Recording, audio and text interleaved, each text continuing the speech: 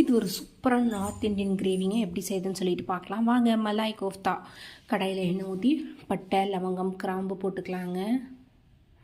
ஏலக்காய் கொஞ்சம், அப்புறம் சீரகம். இதுக்கு 3-4 தக்காளி, 2 வெங்காயம் கட் பண்ணி வச்சுக்கலாம். ஒரு கைப்பிடி இஞ்சி பூண்டு, அப்புறம் 2 பச்சை மிளகாய். இந்த ஸ்பைசஸ் எல்லாம் பொரிஞ்சதுக்கப்புறம் நம்ம இதில் வெங்காயம், பச்சை மிளகாய் ஆட் பண்ணிக்கலாம். அப்புறம் நம்ம எடுத்து வச்சுருக்க இஞ்சி பூண்டு சேர்த்து நல்லா வதக்கிடலாங்க. வதக்கிட்டு முந்திரி ஒரு 10 போல் போட்டுக்கலாம். அந்த கிரேவியோட கன்சிஸ்டன்சி ரொம்பவே டேஸ்ட்டாக இருக்கும்.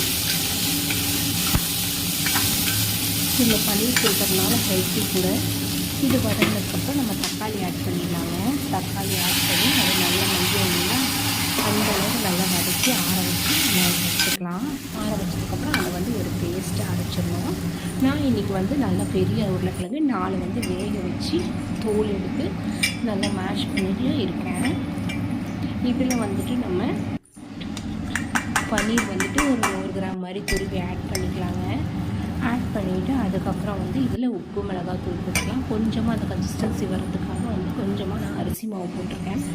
அரிசி மாவு போட்டு எல்லாத்தையும் மிக்ஸ் பண்ணிவிட்டு நல்ல பால் மாதிரி பண்ணிக்கலாங்க. அதுக்கப்புறம் ஒரு கடாயில் எண்ணெய் ஊற்றி இந்த பால்ஸ் பொரிக்கலாம்.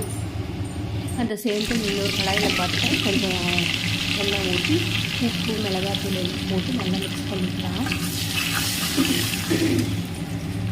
இது நல்லா பொரிஞ்சு வரும்போது நம்ம அரைச்சி வச்சுருக்கோம் இல்லையா, அந்த மசாலாவையும் நம்ம ஆட் பண்ணிக்கலாம். இதில் கொஞ்சமாக இப்போ கரம் மசாலா ஆட் பண்ணிக்கோங்க. நல்லா மிக்ஸ் பண்ணி விடுங்க. பச்சை ஸ்மெல்லாம் போகிற அளவுக்கு நல்லா வதங்கணும்.